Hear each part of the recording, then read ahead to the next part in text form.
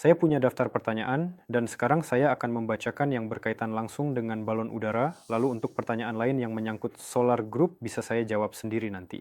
Sebenarnya ada beberapa pertanyaan, bahkan saya sudah mengelompokkannya. Mereka menanyakan tentang biaya produksi balon udara, tentang pengembaliannya, apakah ada perhitungan konkret, apakah kita memilikinya atau mungkin tersedia secara bebas di suatu tempat, adakah informasi yang bisa digunakan mengenai hal ini? Tentu saja ada, ini bukanlah alat baru yang belum teruji dengan fungsi dan kualitas konsumen yang tidak jelas atau meragukan. Sebaliknya, ini adalah produk yang sudah sangat dikenal baik di pasaran dan telah terbukti secara konsisten menjalankan fungsi-fungsi yang sangat jelas dan spesifik. Selain itu, ada pasar yang sudah mapan dan berkembang untuk produk ini, beserta semua fungsi yang dituju dan manfaat yang ditawarkannya kepada para penggunanya. Kenyataannya, dalam situasi dan kondisi saat ini, model ekonomi kapitalis yang berlaku, atau lebih tepatnya dapat disebut sebagai model pasar bebas, adalah sebuah model di mana permintaanlah yang secara fundamental membentuk penawaran yang ada. Artinya, tidak ada situasi di mana saya membuat sesuatu, lalu kemudian mengatakan bahwa saya ingin harganya sekian. Tidak, saat ini ada situasi pasar, jika kita masuk ke sektor jasa, misalnya transportasi dan logistik, maka kita harus memenuhi ekspektasi pasar tersebut. Kita tidak bisa mengatakan bahwa kita akan mengangkut 1 ton dengan harga yang lebih mahal atau dalam waktu yang lebih lama. Artinya, tetap ada ekspektasi yang jelas, dan berbagai perangkat diciptakan untuk secara efektif memenuhi ekspektasi tersebut. Jadi kita tidak bisa membuatnya dari material yang luar biasa mahal dan sangat canggih, dengan fungsi dan sifat yang masih belum jelas. Artinya, sejak awal seluruh proses pengembangan dan perancangan dilakukan sedemikian rupa agar perangkat tersebut tetap masuk pasar dengan baik. Masuk pasar di sini maksudnya untuk mereka yang memang bergerak di bidang transportasi dan logistik, misalnya bisnis-bisnis tersebut. Jadi, dari mereka ada permintaan yang jelas. Jika kami bisa menyelesaikan tugas-tugas tertentu dengan perangkat kalian, maka kami akan membelinya. Artinya, tugas kami adalah memastikan biaya produksi beserta keuntungan perusahaan diatur sedemikian rupa, sehingga kami tetap mendapatkan keuntungan dan perangkatnya sesuai dengan harapan konsumen. Dalam hal ini, model ekonomi apalagi yang bisa diterapkan, semuanya dibentuk oleh pasar, bukan oleh kami. Yang bisa kami bentuk hanyalah strategi, dan strateginya adalah misalnya jika sekarang kami mulai memproduksi balon udara kecil, yaitu drone, mereka juga memiliki pasar yang jelas dan terdefinisi. Jika misalnya kamu mengangkat beban sekitar 50 kg dan membawanya sejauh 100 km, itu adalah satu jenis perangkat. Jika 200 kg atau lebih, itu adalah jenis perangkat yang berbeda. Setiap perangkat memiliki harga yang berbeda-beda. Dan misalnya sudah jelas bahwa kami akan menyesuaikan biaya produksi perangkat tersebut agar perangkat-perangkat ini tetap masuk pasar, bisa dibilang. Dan kami tetap mendapatkan keuntungan. Namun, misalnya, untuk perangkat kecil kami tidak bisa mengambil keuntungan besar, karena perangkat itu akan menjadi tidak masuk pasar. Keuntungan kecil pada perangkat kecil adalah fakta yang jelas. Keuntungan yang baik pada perangkat menengah juga merupakan fakta yang jelas. Dan keuntungan yang sangat besar pada perangkat yang lebih besar juga merupakan sebuah fakta yang jelas, dan itulah rencana utama, atau lebih tepatnya strategi keseluruhan yang kami jalankan. Banyak perusahaan yang juga didirikan sebagai startup membuat balon udara kecil. Mereka membangun model ekonomi mereka berdasarkan asumsi bahwa perangkat kecil akan menutupi biaya pembentukan perusahaan itu sendiri, yaitu startup itu sendiri. Namun, hal ini langsung membuatnya merugi, sehingga di sini tidak semua balon udara kecil dibangun dan diluncurkan begitu saja, tentu saja. Bagus bahwa kita akhirnya membahas secara luas, mencakup seluruh industri. Oleh karena itu, strateginya adalah mendumping harga pada perangkat kecil dan kemudian menutupi kerugian itu pada perangkat yang lebih besar. Karena sebagai contoh, harga jual untuk balon udara Nova 35, misalnya yang memiliki kapasitas angkut 10 ton, berada di pasar pada tingkat di mana 1 tahun penuh produksi massal dan pengembangan yang berkelanjutan akan berkali-kali lipat menutupi semua investasi awal. Di sini, Anda tidak perlu menjadi seorang jenius atau menulis sebuah rencana bisnis yang luar biasa. Balon udara adalah alat transportasi yang sangat unik dengan kemampuan yang juga sangat unik. Jika dibuat dengan kualitas baik dan dijual dengan harga pasar yang wajar, balon udara ini akan laku keras seperti kue panas. Ngomong-ngomong, saya sendiri bahkan pernah melihat beberapa perhitungan konkret. Entah kenapa kami tidak mempublikasikannya karena itu bukan perangkat kami. Mungkin berguna mempublikasikan perhitungan yang pernah dibuat, bahkan untuk Atlant sekalipun. Saya pernah melihat perhitungan-perhitungan itu. Ada model-model ekonomi yang menunjukkan bahwa membangun balon udara bisa membuat seseorang menjadi kaya. Jika memang perlu dipublikasikan ke publik, mari kita publikasikan. Ada banyak sekali karya dan penelitian. Institut Penerbangan Moskow juga punya, di sana juga ada jurusan ekonomi yang sangat relevan dan penting. Di jurusan itu bekerja seorang ahli yang sudah kita kenal dengan baik dan memiliki keahlian luar biasa. Dia bahkan telah menulis program khusus yang inovatif dan canggih untuk pembuatan otomatis rencana bisnis yang komprehensif bagi produksi massal balon udara. Jadi, bukan hanya ada model matematika, tapi bahkan sudah ada perangkat lunak untuk membuat rencana bisnis. Tapi apa gunanya perangkat lunak itu kalau belum ada alatnya? Alexander Nikolaevich Kirillin juga memiliki banyak penelitian makroekonomi tentang penerapan balon udara dalam sistem transportasi dan logistik. Nah, di sana juga keuntungannya bisa mencapai triliunan, bahkan miliaran, sebuah jumlah yang jika dibicarakan secara rinci dan mendalam akan sangat sulit untuk dibayangkan dalam pikiran kita. Singkatnya begitu saja. Ada buku karya Alexander Nikolaevich Kirillin, sebuah monografi. Anda bisa menemukannya di internet dan membacanya, Anda akan langsung mengerti segalanya. Kami membuat balon udara pertama kami, Nova Neutral 1. Sebenarnya kami tidak berencana membuatnya, tercipta sebagai model kecil dari balon udara Nova 2. Kami mendemonstrasikan balon bisa terbang dan ternyata ada pelanggan tertarik dengan perangkat iklan kecil ini. Kami mengharapkan hal seperti itu, tapi kami paham itulah yang akan terjadi.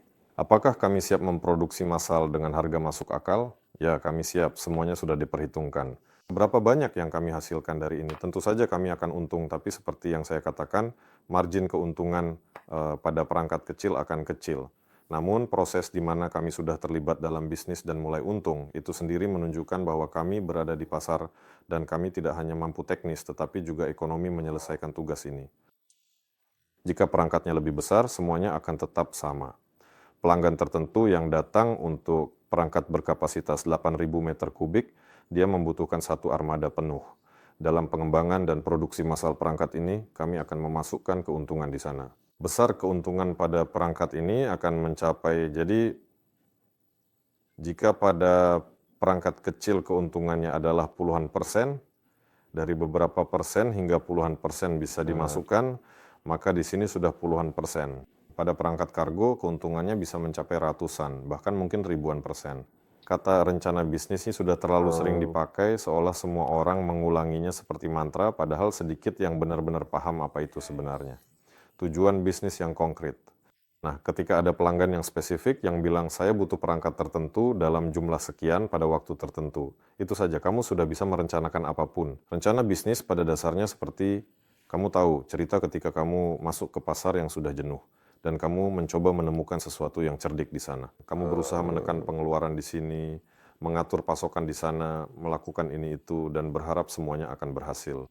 Atau ketika kamu memiliki kondisi ideal, di mana kamu tahu apa yang akan terjadi besok, berapa harga, dan berapa banyak yang akan kamu miliki, entahlah. Dan kita punya kondisi yang ideal. Semua orang butuh balon udara, tapi tidak ada. Kita akan jadi penentu aturan di pasar ini.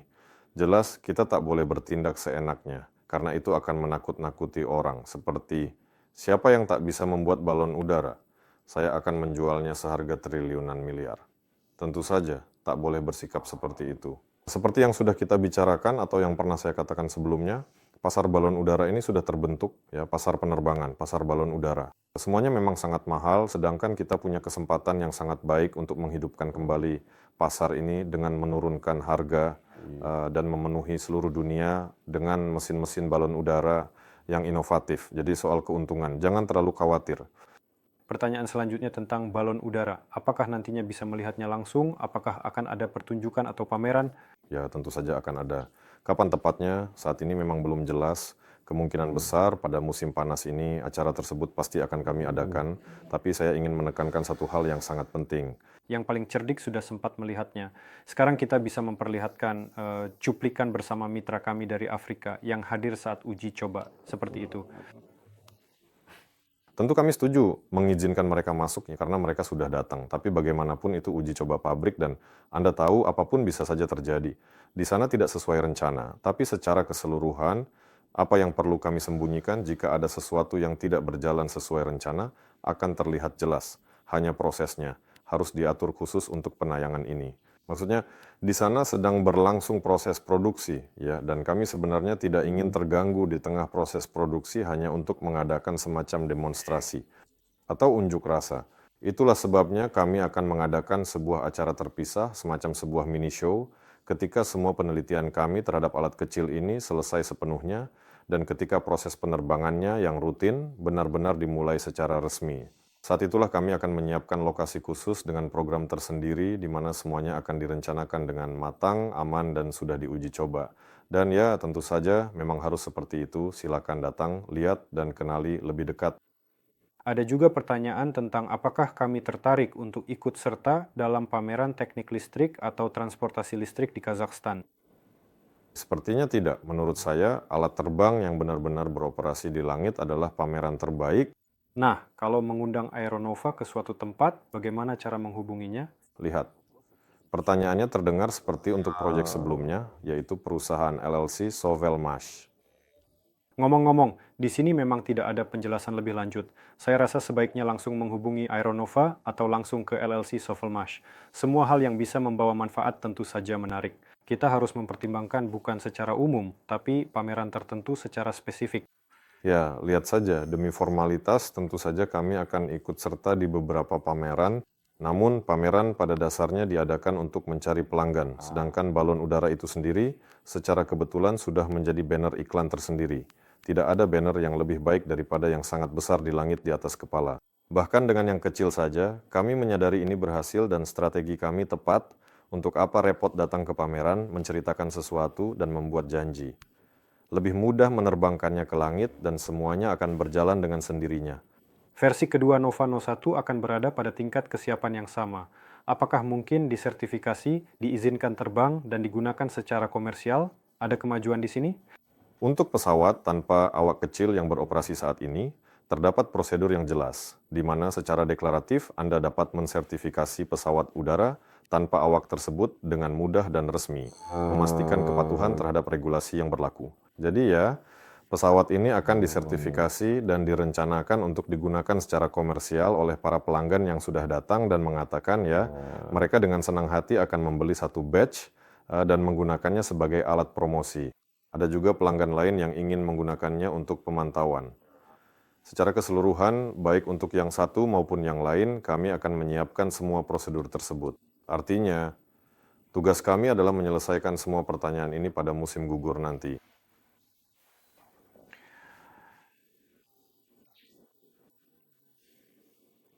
Nova Noru 1 terbang cepat saat uji coba. Bisakah Anda sampaikan info penerbangannya, kecepatan maks, ketinggian, berat muatan, dan ideal? Nah, ketinggiannya hingga 1,5 km, kecepatan maksimumnya sekitar 80 km per jam, tapi kami belum pernah memacunya sampai kecepatan itu. Karena memang ada urutan yang jelas dalam pengujian seperti pada kecepatan maksimum, pendaratan keras, dan sebagainya. Semua itu dilakukan di akhir program uji coba karena alasan yang sangat jelas, yaitu risiko kehilangan perangkat yang sangat berharga. Drone ini bisa terbang dengan muatan hingga 20 kg dalam mode berpatroli. Ketika drone ini membawa muatan 20 kg dan berpatroli dengan tenang, artinya bukan melaju dengan kecepatan maksimum, melainkan hanya berputar perlahan di area yang ditentukan, atau bahkan hanya diam di satu titik, ia bisa bertahan di sana hingga 10 jam dalam mode seperti itu.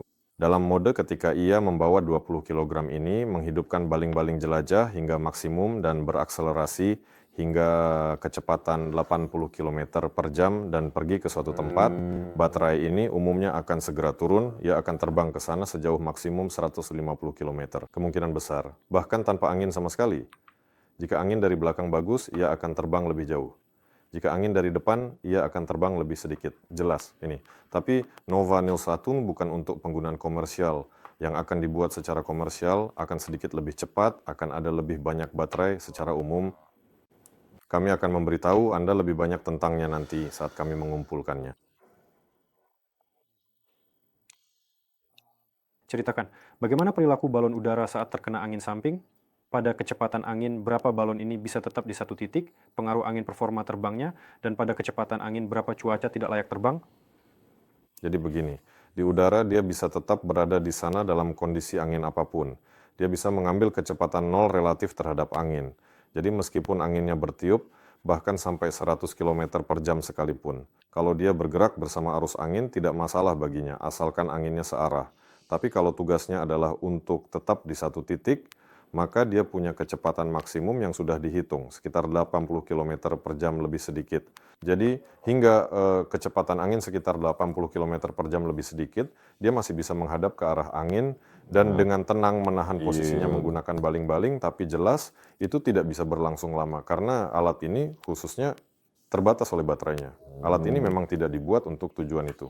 Kalau dia harus bergerak maju sementara angin bertiup dari samping, jelas dia akan bergerak dengan sudut tertentu, jadi dia tidak akan terbang lurus seperti ini, melainkan akan sedikit mengarahkan hidungnya ke arah datangnya angin. Secara umum, balon udara terasa seperti kapal layar saat menghadapi angin. Siapapun yang pernah berlayar pasti paham bahwa bahkan melawan angin pun, secara umum, kapal layar masih bisa bergerak. Dan logika dalam mengendalikan balon udara sama, artinya kita tidak perlu melawan angin jika anginnya dari samping, harus memanfaatkannya dengan benar. Untuk itu, kita hanya perlu memahami prinsip-prinsip dasar yang fundamental, memiliki kelincahan yang adaptif atau algoritma yang tepat dan efisien. Tentu saja jika balon udara diposisikan secara bodoh dengan sisi samping menghadap angin, maka dia akan sangat mudah tersapu angin. Tapi untuk apa melakukan itu? Di darat, balon udara harus melakukan fligirovka, yaitu memutar hidungnya menghadap angin. Dan di atas sana, ketika balon udara itu berada di sana, ia juga harus mengambil posisi yang tepat, memilih jalur penerbangan yang sesuai, dan menyesuaikan diri dengan kondisi angin dan cuaca yang ada. Balon udara kecil, mungkin hingga 15 meter per detik, masih bisa lepas landas dan mendarat dengan baik. Semakin besar balon udaranya, semakin besar pula kemampuannya. Secara umum, untuk balon udara besar, kecepatan angin saat lepas landas dan mendarat bisa mencapai 35 meter per detik. Itu adalah badai di mana atap rumah bisa terbang, dan masalah utama bagi balon udara adalah pengoperasian di dekat permukaan tanah. Ini khusus untuk lepas landas dan pendaratan. Saat balon udara di atas tidak masalah seberapa kencang anginnya. Jika terdorong sedikit, kamu bisa berputar, mengubah arah, dan mengitari hambatan. Tapi ketika harus merapat ke titik tertentu, misalnya lokasi atau landasan, disitulah angin mulai menimbulkan masalah. Jadi untuk balon udara besar, kecepatan angin sekitar 30 meter per detik atau sedikit lebih kecil. Untuk yang kecil, mereka bisa lepas landas dan mendarat pada kecepatan angin 15 meter per detik. Dan itu sudah termasuk angin yang cukup kencang. Kita lihat saja nanti di praktiknya, karena dulu saat quadcopter baru muncul, angin sedikit saja sudah bisa membalikan mereka, tapi sekarang mereka bisa terbang dengan tenang melawan angin secara otomatis. Sistem kendali berbasis komputer, algoritma-algoritmanya memberikan lebih banyak keleluasaan dalam hal ini. Dan sejauh ini belum ada yang mencoba hal ini dengan balon udara, tapi kami akan mencoba dan bahkan sudah mulai melakukannya. Kita akan lihat seberapa besar peningkatan kualitas wahana terbang yang dilengkapi dengan otak seperti ini. Redistribusi saham pra-peluncuran, bagaimana dampaknya pada mereka yang mencicil namun tidak bisa atau tidak mau melunasi tepat waktu? Seperti yang sudah kami katakan, berpartisipasi dalam proyek pra-peluncuran adalah hak istimewa yang sangat besar, karena pada tahap itu terdapat syarat yang menguntungkan dan dibutuhkan proyek agar dapat diluncurkan secara aktif, yang pada akhirnya dilakukan. Pada saat yang sama, kami juga mengatakan bahwa saham yang dijual dalam kerangka pra-peluncuran ini nantinya paket tersebut tidak akan bisa ditambah lagi. Jika Anda menghentikan cicilan dan tidak membayarnya, maka paket tersebut tidak dapat dipulihkan. Artinya, ada batasan ketat di sana yang sudah kami sampaikan sejak awal. Dan meskipun demikian, ada juga yang mengambil cicilan, namun pada akhirnya tidak melunasinya karena alasan tertentu. Sesuai dengan kesepakatan awal yang telah kami umumkan secara terbuka, kami menjual saham-saham tersebut. Dari situlah saham-saham itu berasal. Jadi misalnya, jika Anda menghentikan cicilan Anda dan tidak melunasinya, sayangnya Anda tidak akan bisa memulihkannya lagi. Saham Anda itulah yang kemudian dijual dalam promo yang diumumkan hari ini. Jadi, jika Anda berubah pikiran setelah menonton siaran kami, satu-satunya pilihan Anda sekarang adalah membeli di tahap pertama. Syaratnya tetap bagus, proyek ini baru dimulai, jadi Anda masih punya waktu ikut serta dengan ketentuan saat ini. Nah, Vedia, saya punya pertanyaan tentang helium dan seberapa cepat habisnya. Apakah ada data lebih akurat sebelumnya disebutkan dalam bentuk persentase? Ya, secara umum ada model matematika yang komprehensif untuk menghitung biaya operasional sebuah balon udara, yang mencakup semua aspek penting termasuk gaji pilot yang terlibat. Dari analisis data tersebut terlihat dengan jelas bahwa versi tanpa awak 2 kali lipat lebih murah, bahkan mungkin jauh lebih hemat dalam hal operasional secara keseluruhan. Dan memang hanya sekitar 1 hingga 3% dari total biaya adalah untuk pengisian ulang helium jika dibandingkan dengan semua pekerjaan teknis dan perawatan lain yang harus dilakukan, seperti servis berkala pada mobil. Tentu saja, balon udara juga akan menjalani perawatan berkala, dan biaya perawatan berkala tersebut, lebih tepatnya biaya helium yang terkandung di dalamnya, itu maksimal hanya sampai 5% dari total keseluruhan biaya, jadi itu adalah biaya yang sangat kecil sekali. Dan mengenai kebocoran, saat ini kami sedang mengukur tingkat kebocoran pada kain yang kualitasnya bukan yang terbaik, dan sekali lagi semuanya terbukti bahwa kebocorannya sangat kecil, bahkan selama berbulan-bulan bisa tidak terlihat sama sekali. Dan biaya pengisian ulang secara keseluruhan sebanding dengan biaya perawatan berkala yang harus dilakukan. Jadi ini sama sekali bukan masalah yang signifikan. Untungnya, material modern kini memiliki sifat menahan gas yang sangat baik dan efisien. Nah sekarang, dan satu hal lagi yang bagus adalah munculnya teknologi tanpa awak. Itu membuat sebagian besar biaya bisa kita hilangkan. Masih ada beberapa biaya lain yang perlu kita optimalkan secara lebih lanjut. Salah satunya adalah terkait dengan sumber daya mesin.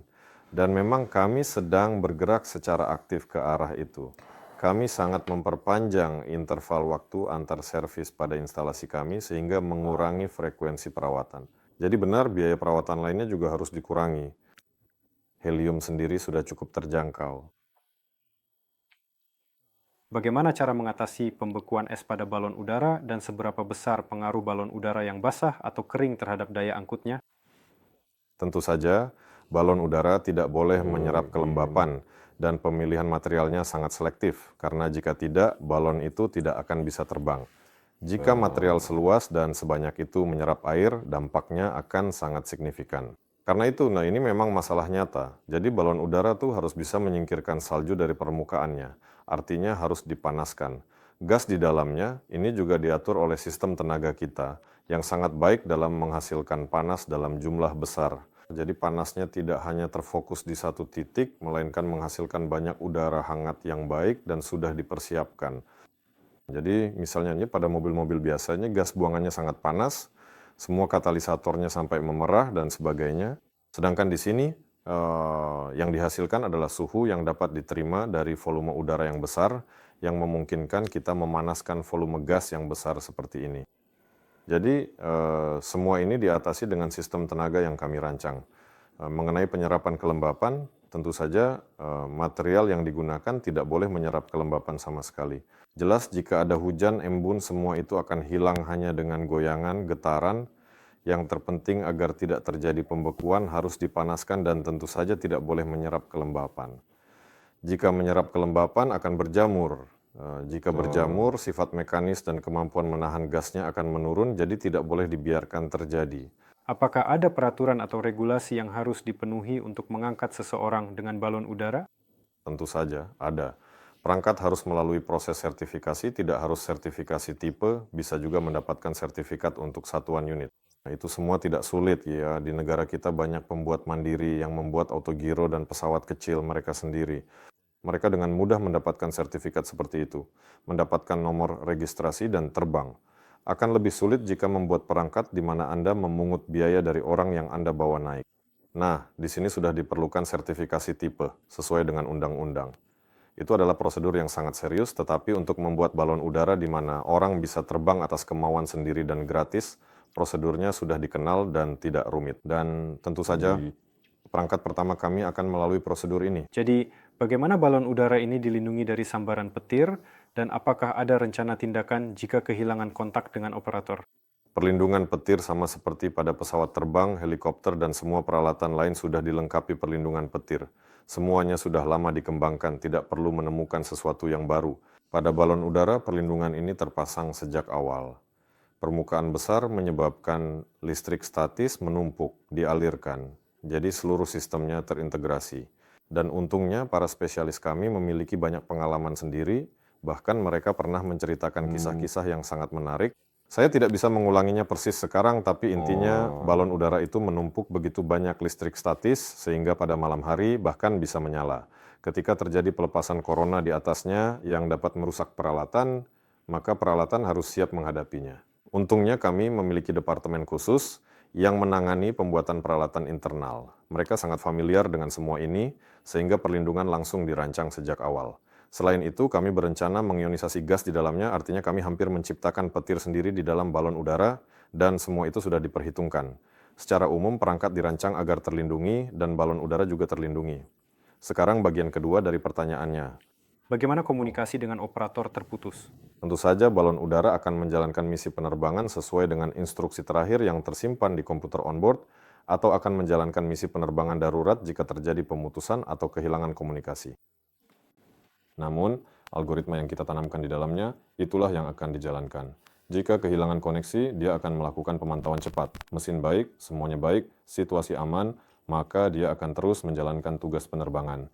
Itu jika dia memiliki algoritma seperti itu. Kita juga bisa menanamkan algoritma untuk kembali ke rumah. Jika dia sedang menjalankan tugas penerbangan, seperti sekarang, dia terbang dan ini adalah penerbangan uji coba, bukan tugas tertentu, hanya penerbangan uji coba. Saat ini, selama penerbangan uji coba, jika kehilangan koneksi, dia akan mematikan semua mesin, benar-benar mematikan semuanya, dan mulai turun perlahan ke tanah. Nah, kita bisa mengatur agar dia kembali ke rumah, atau mengatur agar dia melanjutkan tugas penerbangan. Jadi semuanya benar-benar tergantung pada situasi saat itu ya, dan pada tugas spesifik yang sedang dia lakukan di udara.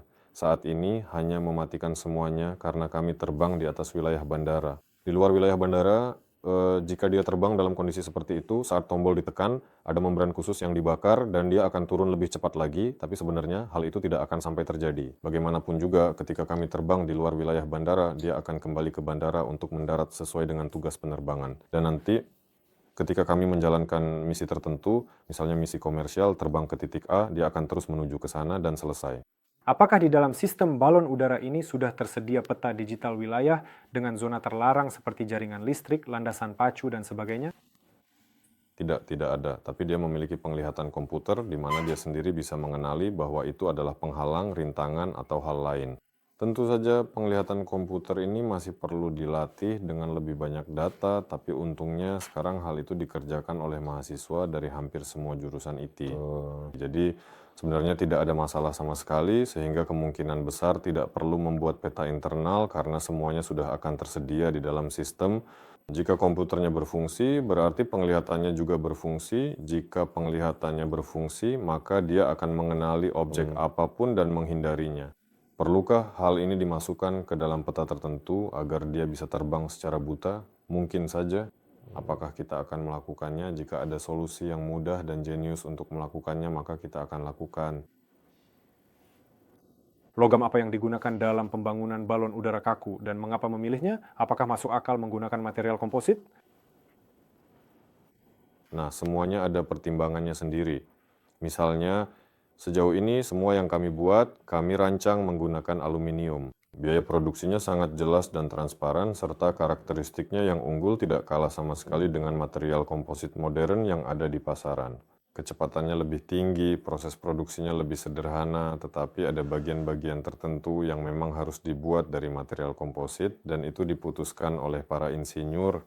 Kami tidak bisa mengganti material komposit yang sudah disebutkan sebelumnya dengan aluminium. Jadi material yang digunakan tetap harus komposit. Sedangkan untuk membuat balon udara kaku berukuran sangat besar, saat ini kami masih terus melakukan berbagai penelitian dan pengembangan dan telah diajukan beberapa konsep struktur ruang dari berbagai jenis material, termasuk material komposit.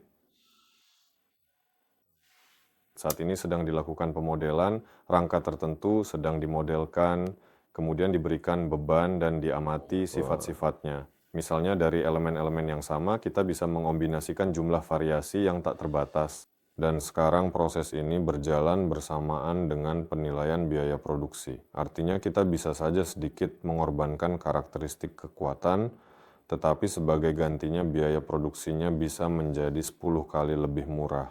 Yaitu jika kekuatan ini ada di suatu tempat, tentu saja kita dapat mengambil dan membangun sebuah kapal udara yang seluruhnya terbuat dari batu bara komposit. Mungkin terdengar alami, keren, seolah-olah begitu, tapi kenapa? Ya pasti ada gunanya. Jadi, berapakah daya tampung Nova 8? 4 ton. Rencananya termasuk produksi balon udara dan kapal udara berbingkai kaku. Apakah Anda tidak takut membuang-buang kekuatan dan sumber daya yang ada? Goodyear hanya membuat balon udara, Zeppelin hanya membuat kapal udara kaku. Tidak, kami tidak takut, justru sebaliknya kami memilih ini sebagai jalan melalui proses dari kapal udara kecil hingga kapal udara kaku besar. Kemungkinan besar satu-satunya keputusan yang benar karena membangun kapal udara kaku besar secara langsung itu. Bayangkan kalian mengumpulkan sebuah tim atlet lalu berkata, ayo langsung saja menangkan Olimpiade. Apakah kalian setidaknya pernah bermain satu pertandingan? Sudah pernah main bareng sebelumnya? Tentu saja belum. Jadi intinya kita harus punya kekompakan, pengalaman, dan lain sebagainya. Jadi kapal udara kaku hanya memungkinkan mulai dari ukuran tertentu, artinya untuk ukuran di bawah Nova 35.000 meter kubik, tidak masuk akal membuat kapal udara kaku, pasti dibuat kapal udara lunak. Dan langsung membuat Nova 35.000 atau lebih juga tidak ada gunanya dan saat ini pun tidak mungkin dilakukan. Itu harus dirancang dan dibangun. Kita bisa saja langsung menghentikan semuanya sekarang. Fokus pada pembangunan 3 tahun, bagaimana menurut Anda? Tidak ada alat yang bisa diterbangkan. Sepertinya itu bukan strategi tepat. Oleh karena itu, strateginya bukan menyebar kemana-mana, melainkan berevolusi dari kecil hingga besar. Tidak diam, terus menunjukkan dan mendemonstrasikan kepada semua orang bahwa perangkat ini bisa terbang, bisa digunakan. Menyempurnakan proses dan terus bergerak maju. Apakah kita memantau agar para pesaing tidak menyalip kita? Semoga saja para pesaing itu benar-benar kuat. Biarkan saja mereka muncul dan menyalip. Pasarnya sangat luas. Dan dalam dunia penerbangan secara umum, sekarang harus melalui momen seperti itu, yaitu sekali lagi membuktikan kebutuhan akan balon udara di dunia, dan semakin cepat itu terjadi, semakin baik juga untuk perusahaan kami. Jadi biarkan semua orang membangun, biarkan mereka terbang. Pasti setiap orang punya pemahaman sendiri, pelanggan internal. Misalnya orang Tiongkok sekarang sedang bekerja untuk pasar domestik mereka memproduksi perangkat wisata kecil. Orang Jerman sudah lama melakukan hal itu, mereka memproduksi Zeppelin mereka sendiri yang lunak dengan rangka kekuatan di dalamnya untuk pariwisata dan itu tidak masalah. Mereka bahkan menjualnya ke Goodyear. Perusahaan ABC di Amerika juga fokus pada pasar domestik, tetapi tidak ada yang menempuh jalur pembuatan balon udara transportasi besar. Nah, Sergey Brin sempat menyinggung bahwa dia akan melakukannya, dan dia memang memulai dari yang besar, tapi ternyata tidak berjalan terlalu mulus untuknya. Prosesnya tidak secepat itu, tidak seperti tiba-tiba, bam, dan entah dari mana kami muncul. Kami, saya rasa satu-satunya yang punya ide seperti ini. Secara umum, semua tim di perusahaan-perusahaan itu sudah dikenal, semua proyek yang mereka kerjakan juga sudah jelas. Semoga sukses untuk semuanya. Mari kita bekerja sama dengan baik, kita akan lihat nanti hasilnya seperti apa yang kita harapkan. Helium mengisi 24% alam semesta, hidrogen 75%. Bukankah lucu mengisi balon udara New Generation Airships dengan helium? Seolah-olah kita menentang alam semesta, apa masalahnya? Ya, sepertinya begitu. Seolah-olah hidrogen memang lebih umum ditemukan. Itu memang bagus. Selain itu, hidrogen juga cukup mudah meledak saat bercampur dengan udara. Tentu saja pesawat stratosfer tanpa awak akan pakai hidrogen, tapi untuk yang lain lebih baik pakai helium. Kenapa? Karena kita punya helium berlimpah. Saya ingin melihat semua model yang disebutkan hari ini. Saat ini kami sedang menyiapkan situs web perusahaan, yaitu Aeronova. Di sana nanti akan ada semua model terbaru dan banyak hal menarik lainnya yang bisa Anda temukan. Mohon ditunggu dengan sabar. Pada tahap kedua ini, kami juga akan segera meluncurkannya. Lalu, berapa berat sebenarnya Novanto 1? Nah, jika tanpa muatan, beratnya justru negatif. Dia malah berusaha terbang. Sedangkan masanya tanpa gas sekitar, kalau tidak salah sekitar 105 atau 108 kg.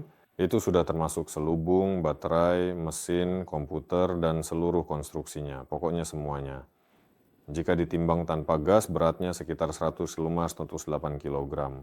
Helium yang diisikan ke dalamnya sebanyak 110 meter kubik, jadi dia punya daya apung berlebih. Masih bisa mengurangi helium sekitar 2-3 kg lagi untuk menambah daya apung berlebihnya. Dan muatan berguna yang dibawanya membuat daya apungnya menjadi negatif. Muatan ini bisa mencapai hingga 10% dari daya angkatnya. Sebenarnya bisa lebih dari itu tentu saja. Tapi khusus untuk yang ini 10% dari daya angkatnya itu kira-kira 11 kg, ditambah lagi ada kelebihan daya apung sekitar 2 kg, jadi totalnya sekitar 15-20 kg. Secara keseluruhan ada muatan berguna yang bisa dibawa oleh alat ini. Sekali lagi ya, ini adalah balon udara besar yang beratnya sendiri sekitar 100 kg, tapi hanya bisa membawa beban sekitar 20 kg. Kedengarannya memang kurang bagus, saya setuju, baik dari segi suara maupun penampilannya. Namun alat ini tetap memiliki keunggulan yang sangat signifikan, yaitu kemampuannya untuk tetap berada di udara selama berjam-jam bahkan puluhan jam lamanya, dengan membawa muatan seperti itu. Ini sangat cocok sekali untuk keperluan pemantauan dan berbagai macam kebutuhan lainnya. Tapi inti pemikiran saya adalah semakin besar ukuran balon udara, semakin tinggi pula efisiensinya. Artinya semakin banyak beban yang bisa diangkut, semakin ringan bobotnya sendiri, dan semuanya menjadi lebih seimbang secara keseluruhan. Jadi balon udara yang ukurannya lebih besar akan menjadi jauh lebih efisien dalam pengoperasiannya. Baik, ini pertanyaan terakhir. Ada beberapa pertanyaan lagi yang akan saya jawab sendiri. Saya bahas cepat. Pas 2 jam, saya rasa hari ini kita bisa selesai tepat waktu. Pernahkah ada ide memanaskan helium dengan gelombang mikro? Apakah ide itu sudah ditinggalkan? Tidak, ide itu belum sepenuhnya ditinggalkan. Sekarang ada 2 metode pemanasan utama. Yang pertama adalah dengan gelombang mikro dan yang kedua sedikit lebih rumit. Secara umum ada ionisasi kejut dalam mode nanodetik dan keduanya dianggap sebagai pemanasan, hanya saja sedikit berbeda. Saat ini kedua instalasi sudah berhasil dirakit sepenuhnya dan sedang dilakukan uji coba eksperimental yang intensif untuk penyalaan. Saya menyebutnya sebagai proses penyalaan helium. Helium tersebut kemudian diionisasi dan kami secara cermat mengukur berbagai parameter penting, karakteristik unik, dan sebagainya yang relevan. Saya rasa kita membutuhkan waktu yang cukup untuk menyusun laporan yang jelas mengenai parameter-parameter tertentu agar kita bisa memahami dan menilai penerapannya dengan baik. Teman-teman, berikut beberapa pertanyaan lain yang sebenarnya tidak secara spesifik tentang balon udara. Saya sudah mengelompokkannya dan sekarang akan saya jawab. Pertama, ada yang bertanya tentang proyek-proyek baru. Dalam waktu dekat, pasti tidak akan ada proyek baru. Tentu saja sudah ada beberapa ide, termasuk dalam kerangka Aeronova. Ada pemikiran bahwa beberapa di antaranya bahkan bisa berkembang menjadi proyek-proyek terpisah. Namun untuk saat ini kami belum membicarakannya. Untuk saat ini, seluruh tenaga tim yang ada, baik dari Solar Group, Aeronova, maupun semua pihak yang terlibat secara aktif di perusahaan-perusahaan ini, semuanya masih terfokus sepenuhnya pada proyek Aeronova. Dan tentu saja, Solar Group juga masih fokus pada LLC Sovelmash. Namun untuk proyek baru, mungkin memang masih terlalu dini untuk dibicarakan. Bahkan belum setahun sejak dimulainya proyek kapal udara New Generation Airships, masih ada beberapa kekurangan yang perlu diperbaiki di sini, masih banyak yang harus dikerjakan, jadi semuanya dilakukan secara bertahap. Mengenai LLC Sovelmash, pertanyaan-pertanyaan seputar LLC Sovelmash ini sebenarnya selalu sama. Jadi saya akan langsung menjawab semuanya sekaligus. Jadi yang pertama, ada yang bertanya tentang proses menjadi pemegang saham, tentang penerimaan saham, dan juga tentang bursa internal. Hari ini Sergei Semenov di awal sudah cukup jelas dan singkat membahas pertanyaan ini, tapi saya akan mengulanginya, yaitu saat ini kita sedang menunggu CCR. Setelah kejadian penting itu terjadi, hal tersebut akan memicu serangkaian peristiwa yang berurutan dan signifikan, termasuk seluruh prosedur akuisisi saham perusahaan. Dari pihak Solar Group sendiri, seperti yang Anda ketahui, sudah cukup lama mempersiapkan hal ini. Para investor pun sudah memiliki kesempatan untuk mengajukan permohonan akuisisi saham melalui fitur khusus, memilih apa yang ingin Anda dapatkan. Saham dalam pengelolaan pribadi atau melalui Solar Group, semuanya sudah tersedia untuk Anda.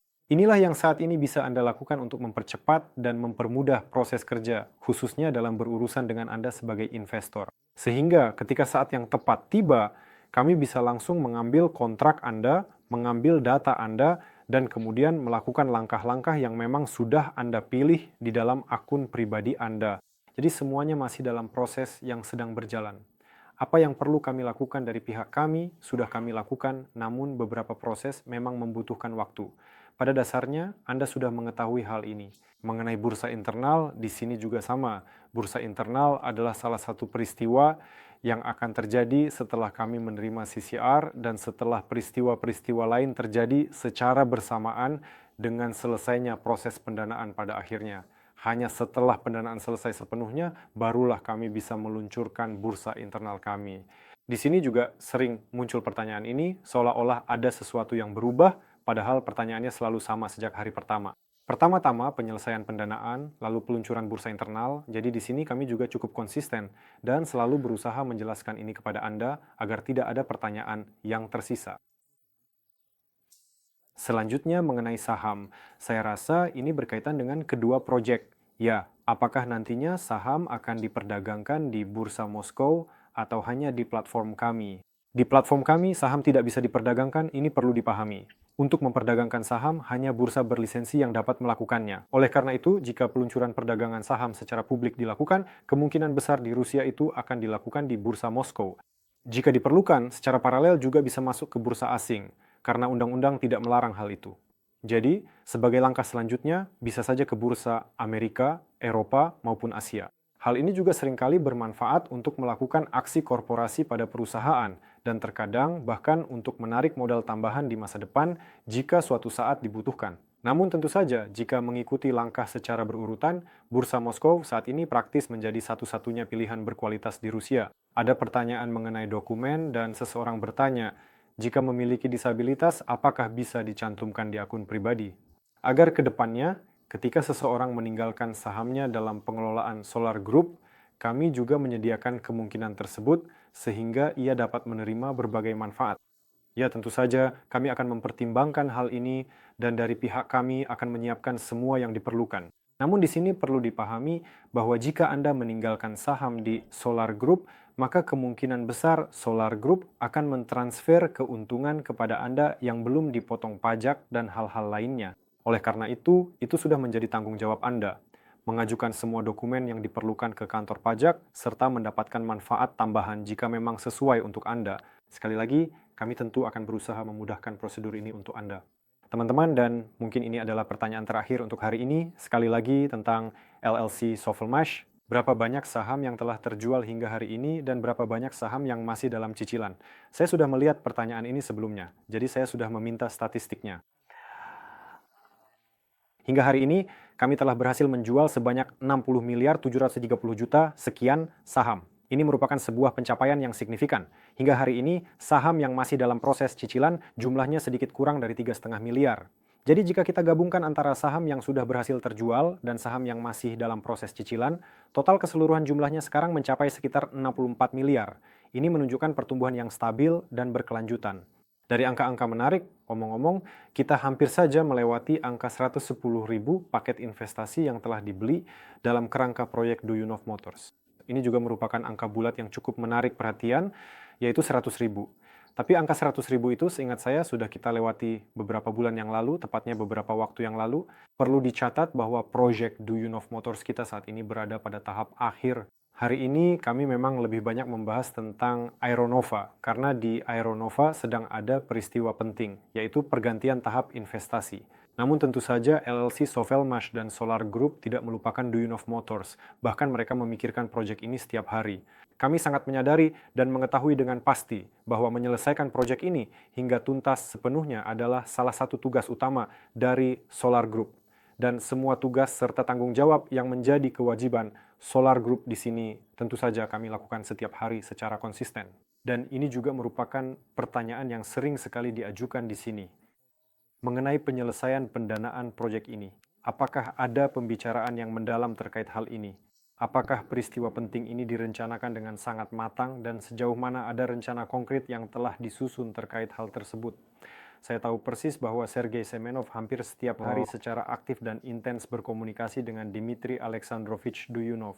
Sergei Semenov rutin datang ke LLC Sovelmash, dan ia bersama Dmitry Alexandrovich teratur membahas pertanyaan ini. Artinya, pertanyaan ini selalu menjadi agenda, negosiasi, dan pembicaraan kapan dan bagaimana cara yang tepat untuk melakukannya terus berlangsung. Tentu saja, semua orang memahami bahwa proyek ini sudah mendekati penyelesaian, dan yang terpenting di sini adalah jangan sampai melakukan kesalahan. Karena hal paling tidak menyenangkan yang bisa terjadi adalah ketika yang tersisa hanyalah langkah terakhir, bahkan setengah langkah saja, lalu terjadi kekurangan pendanaan, tentu saja itu akan sangat bodoh. Oleh karena itu, pihak Solar Group, termasuk juga dari pihak LLC Sovelmash, sedang menunggu sinyal yang jelas agar keputusan penting ini bisa diambil bersama-sama dengan segera. Karena Solar Group tidak bisa mengambil keputusan ini secara sepihak. Maka dari itu, seperti yang saya katakan, Sergei Semenov rutin mendiskusikan masalah ini dengan Dmitry Alexandrovich. Jadi jangan berpikir bahwa tidak ada pekerjaan yang sedang dilakukan terkait hal ini. Semua orang sangat menyadari pentingnya peristiwa ini, termasuk juga betapa pentingnya perkembangan yang sukses dan penyelesaian proyek Duyunov Motors, termasuk untuk proyek balon udara New Generation Airships. Reputasi sangat berarti, dan kami sangat menjaga reputasi tersebut. Kami melihat bahwa kami memang memiliki reputasi itu, dan untuk itu saya ingin sekali lagi mengucapkan terima kasih yang sebesar-besarnya kepada Anda. Kami melihatnya dalam angka, kami melihat betapa aktifnya Anda mendukung proyek ini. Dan hari ini, Sergei Semenov juga mengatakan bahwa semuanya berjalan persis sesuai rencana. Seperti yang kami umumkan sejak awal setahun lalu tentang tujuan, rencana, dan angka-angka. Bahkan terasa mengherankan ketika kami menoleh ke belakang dan melihat kami berpikir, semuanya benar-benar berjalan sesuai harapan. Dan tentu saja, semua ini bisa terwujud berkat Anda. Karena itu teman-teman, jika Anda menyukai apa yang kami lakukan, daftarlah di akun pribadi Anda. Ingatlah, kesempatan untuk membeli paket investasi pada tahap pertama hanya tersisa sedikit waktu lagi. Pada tanggal 11 Juli, proyek Dirigible New Generation Airships akan beralih ke tahap investasi yang ke-11. Ngomong-ngomong, saat ini kami sedang berada di tahap final dalam proyek Duyunov Motors. Memang Anda tidak bisa mendapatkan syarat-syarat menguntungkan seperti yang ada di investasi Aeronova. Namun di sana hanya tinggal setengah langkah lagi menuju penyelesaian. Jadi di sini setiap orang memilih apa yang menarik bagi dirinya. Silakan kunjungi, pelajari promo, jangan lewatkan promo dengan paket 0. Saya rasa dalam beberapa hari ke depan paket-paket itu sudah akan habis. Dan bergabunglah dengan webinar kami agar selalu mendapatkan kabar terbaru. Saat ini, setiap minggu atau 2 minggu sekali, Aeronova mengadakan webinar. Dalam seminggu, maksudnya Anda selalu bisa datang dalam seminggu ya dan mengajukan pertanyaan kepada Fedor, Gennady. Agen khusus Solar Group. Ya, Fedor pasti akan membaca semua pertanyaan Anda dan menjawabnya. Intinya, semuanya sudah kami lakukan setransparan dan seterbuka mungkin agar Anda lebih mudah memahami proyek ini. Semua? Ya, semua. Terima kasih banyak semuanya. Jangan lupa like dan repost. Sampai jumpa lagi.